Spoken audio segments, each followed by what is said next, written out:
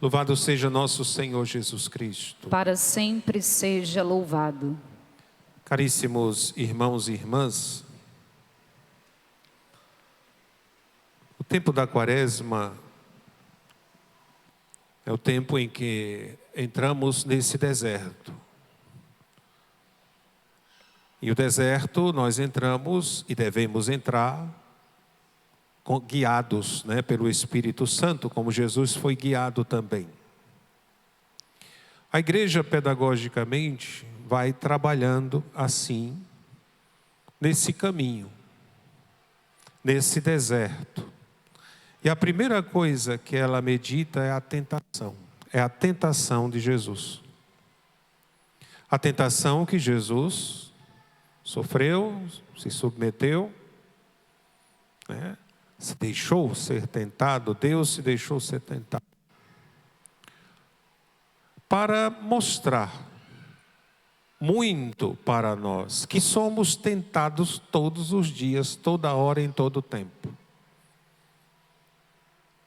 O interessante é que poderia se perguntar, por que Deus não tira as tentações da nossa vida? Ele não vai tirar. E é assim que Jesus nos ensina, a rezar. Nos ensinou a rezar e vamos rezar daqui a pouco. Não me deixe cair em tentação. Mas por que então a tentação? Nós vamos procurar meditar aqui. Fazer esse percurso. Porque a tentação, por mais que ela seja um incômodo, e ela é, mas ela também tem uma pedagogia para nós. Nós vimos no livro do Gênesis, na primeira leitura, o livro do Gênesis, o Senhor que forma o homem. O Senhor Deus formou o homem do pó da terra, soprou-lhe nas narinas o sopro da vida e o homem tornou-se um ser vivente. O homem tornou-se um ser dotado de inteligência e vontade. Isso é algo importante para a gente considerar, porque a tentação, ela vem agir na nossa vontade e também na nossa inteligência. A tentação, pelo próprio nome que diz, ela vem investir em nós esperando uma resposta. E uma resposta da minha vontade. Se eu consinto, essa tentação gera em mim o pecado. Se eu não consinto, essa situação vai gerar em mim uma força, uma graça. A vitória de Cristo em mim. Ou a vitória de Cristo sobre a tentação em minha vida. Mas a igreja coloca na sua liturgia da palavra esse texto do livro do Gênesis, primeiro para entendermos a origem, como tudo começou, como o demônio age, e que ele não é nada criativo, ele sempre vai tentar nas mesmas coisas. Nós que somos distraídos demais e caímos sempre na mesma coisa, na mesma falácia do inimigo. O inimigo de Deus, quando vem nos tentar, ele vem para nos afastar de Deus e nos afastar do amor dele. E nos afastar no sentido de não mais amar a Deus, mas do contrário, desconfiar de Deus. Deus vai se tornando para mim uma ameaça e vai se tornando para mim um inimigo.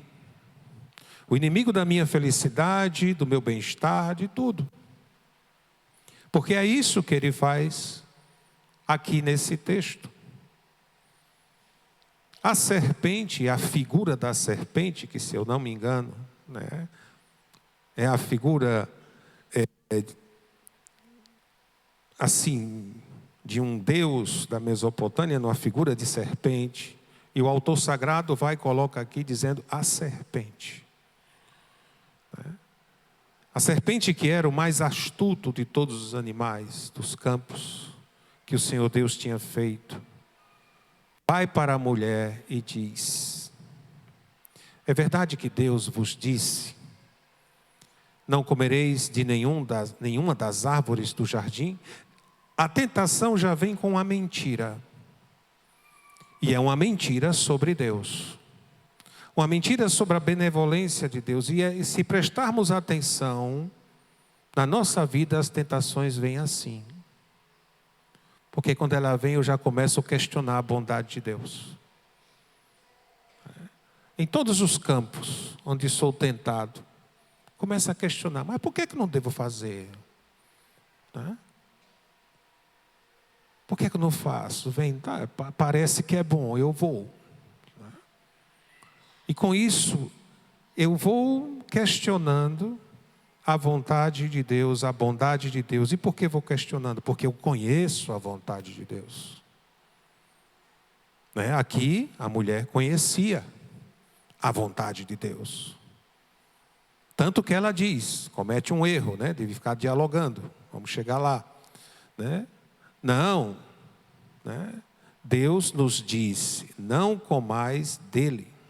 Porque assim, do fruto das árvores do jardim nós podemos comer, mas do fruto da árvore que está no meio do jardim, Deus nos disse, não comais dele, nem sequer o toqueis, do contrário morrereis. Ela conhecia a vontade de Deus. Nós conhecemos a vontade de Deus. O problema é que quando a tentação vem, nós lutamos contra a vontade de Deus. Para fazer a nossa vontade. Nós lutamos, nós achamos bonito, achamos não é isso mesmo, amar a Deus sobre todas as coisas, etc, etc. Mas quando chega a prova, a gente questiona. Acho que não é bem assim. Não, aqui já é exagero.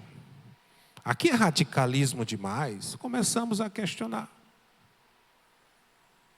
E vamos lutando contra a vontade de Deus, é lutando contra Deus.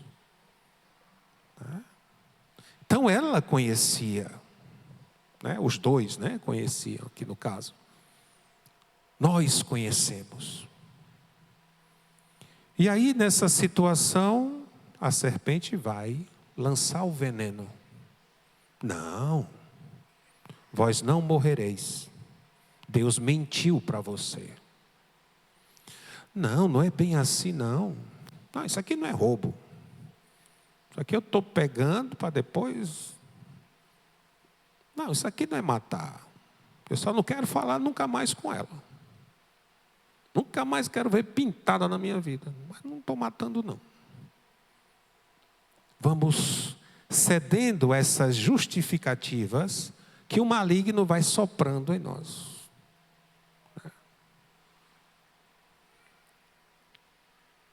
E vai nos colocando contra Deus. Vai apresentando uma imagem totalmente desfigurada de Deus. Não, Deus está com inveja de vocês. Porque Ele sabe que no dia em que dele comerdes, vossos olhos se abrirão e vós sereis como Deus. Deus não quer competidores. Ele está com medo de vocês.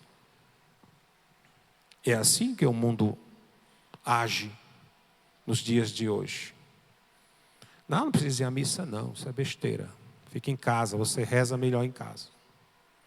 Não precisa disso não, isso é coisa dos padres, isso é coisa do Papa, isso é coisa da igreja. E vamos cedendo às tentações. A mulher viu que era bom comer. A tentação, quando vem, ela nunca vai vir assim, se apresentando como um bicho, uma coisa assim. Não, ninguém vai querer. Ela vai se apresentar como uma coisa boa. Uma coisa como, aqui a mulher viu que era bom comer da árvore, pois era atraente para os olhos. A tentação atrai. Praticamente aqui, a mulher foi tomada pelas concupiscências da carne e dos olhos, até chegar à soberba da vida, o orgulho. Porque desejável para alcançar o conhecimento, um conhecimento sem Deus. Não preciso mais de Deus, eu agora vou ter todo o conhecimento, eu serei Deus agora. Então seus olhos dos dois se abriram e vendo que estavam nus, teceram tangas para si com folhas de figueira. Viram a situação que entraram, né? Viram, opa, cometemos um erro. Mas não se submeteram. Foram tecer uma folha de figueira, ou seja, foram tentar resolver por eles mesmos o orgulho, a soberba da vida, já criando raiz. É assim que a gente entende São Paulo nessa carta, né, aos Romanos, quando diz o pecado, quando entrou por um homem, né, quando ele começa falando, através do pecado entrou a morte. A morte passou para todos os homens, por causa desse orgulho, dessa soberba, desse querer viver sem Deus. Essa é a situação que enfrentamos todos os dias, as tentações, e seremos sempre tentados. Até quando sair daqui a gente já vai ser tentado, né? Mas a tentação, ela também apresenta uma outra situação. Ela tem a sua forma pedagógica para nós, que Deus nos concede. Santo Tomás de Aquino vai dizer que existem 5 motivos, né, e 5 situações para vencer a tentação. A primeira é que a tentação que sofremos, ela vem para nos provar no amor. Provar que eu amo a Deus. É a oportunidade que eu tenho para dizer: eu te amo, Senhor. Eu quero seguir a tua voz. Eu quero ser conduzido por ti. Um outro ponto é que a tentação, ela vem para nos curar da nossa soberba. Porque eu me reconheço que sou soberbo. Quando a tentação vem e diz: não, eu sou tão soberbo, é melhor não ir por aí. E vai me curando. Eu estou dizendo isso, que é o que Santo Tomás de Aquino diz, mas não é para a gente procurar não, viu? A tentação, e nem precisa procurar, ela vem a nós, nem se preocupe. O terceiro ponto que ele diz é que ela vem para humilhar o diabo. Ela vem para humilhar o diabo, porque quando eu não consinto com ela, o diabo sai humilhado e perde. A outro ponto é nos fortalecer. No momento que eu digo não, que eu não consinto, eu saio mais fortalecido. E o último é para nos dar a glória de Deus. Porque Deus derrama a sua graça em nossas vidas. Porém, para tudo isso acontecer, eu preciso seguir os passos de Jesus. E é o que o Evangelho hoje nos diz. O Evangelho, ele começa dizendo que o Espírito conduziu Jesus ao deserto. Mas antes disso, o Evangelho vai mostrar uma situação que Jesus viveu, que foi o seu batismo. No batismo, o Espírito Santo desceu em forma de pomba e se ouviu uma voz que dizia: este é o meu filho amado, em que eu coloco toda a minha afeição. O Espírito conduz Jesus para o deserto para ser tentado pelo diabo. A diferença de Eva, que começou a dialogar com a tentação, Jesus não vai dialogar. Jesus vai responder rezando, orando. E ele vai orando com a palavra. A importância de nós termos a palavra de Deus em nossa vida. E o diabo é tão astuto que ele começa dizendo: se tu és o Filho de Deus, se tu és aquele em que é colocada toda a afeição, se tu és o Filho de Deus amado, é assim que ele vai tentando, praticamente instigando, para ver se atinge o nosso ego. não é? Manda que essas pedras se transformem em pães. Né? Nós, né, uma tentação assim que realmente ocorre conosco, nosso ego sobe, eu mando mesmo, é que essas pedras se transformem em pão.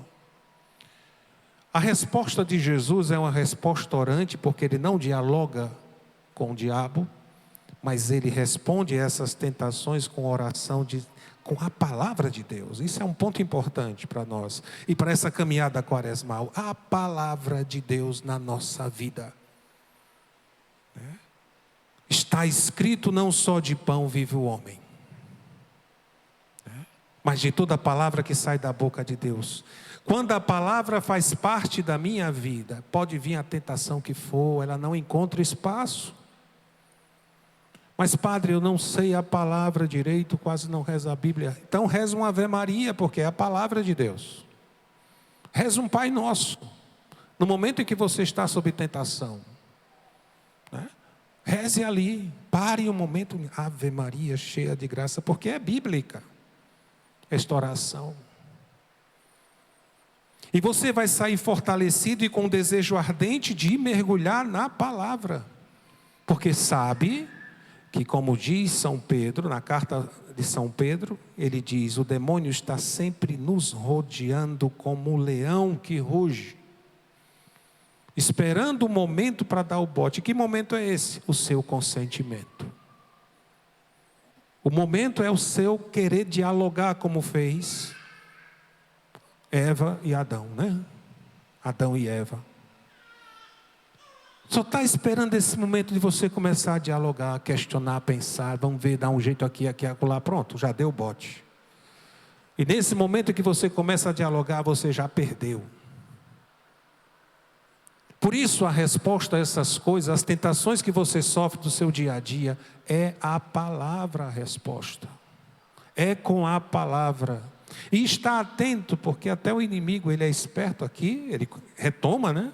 Se tu és o Filho de Deus, atira-te daqui, lança-te, porque está escrito. E cita o Salmo 90. Mas porque eu também conheço a palavra, Jesus conhece, né? Ele é o verbo. Ele diz, também está escrito: não temerás o Senhor teu Deus. Toda essa situação que Jesus vive, ele se percebe, ele foi para o deserto para orar. E estava orando. Até o momento em que ele expulsa o demônio. Porque o demônio chega no seu ápice do orgulho e dizer: olha, vou te dar tudo isso aqui se você se prostrar e me adorar. É o que ele quer de nós, que o adoremos. Como está no livro de Isaías, no capítulo 14, do profeta Isaías, diz lá: subirei até o mais alto do monte e estabelecerei meu trono acima do trono de Deus. É isso que ele quer na nossa vida. Tirar Deus deste trono, que é o meu coração, e colocar o trono dele. Só que a mesma palavra diz que ele precipitou pelo seu orgulho. Então Jesus aqui diz: vai-te embora, Satanás. Está escrito: adorarás o Senhor teu Deus e só a Ele servirás. Meus irmãos, nesse período da quaresma, nós mergulhamos na palavra, nós vamos com a palavra. É a palavra que vai nos conduzindo, né, com o Espírito Santo, evidentemente, mas vai nos conduzindo através da palavra. Não posso deixar de rezar com a palavra, preciso, porque as tentações cada vez aumentam. Cada vez ele vai se tornando mais astuto. Não que ele vá se tornando astuto, me corrijo aqui. Somos nós que vamos ficando mais, vamos usar assim, mais bobos. Vamos nos deixando, vamos ficando mais distraídos. E ali encontra espaço. Aproveitemos esse tempo para mergulhar na palavra, para rezar com a palavra, para mergulhar na palavra, para deixar o Senhor. o Senhor nos conduzir pela palavra, porque é o verbo de Deus. Que o Senhor nos conceda essa graça nessa quaresma, que possamos chegar realmente na Páscoa, né, celebrando com todo o nosso coração Cristo que venceu, Cristo que é vencedor. E como diz São Paulo, eu nele sou mais do que vencedor. Louvado seja nosso Senhor Jesus Cristo. Para sempre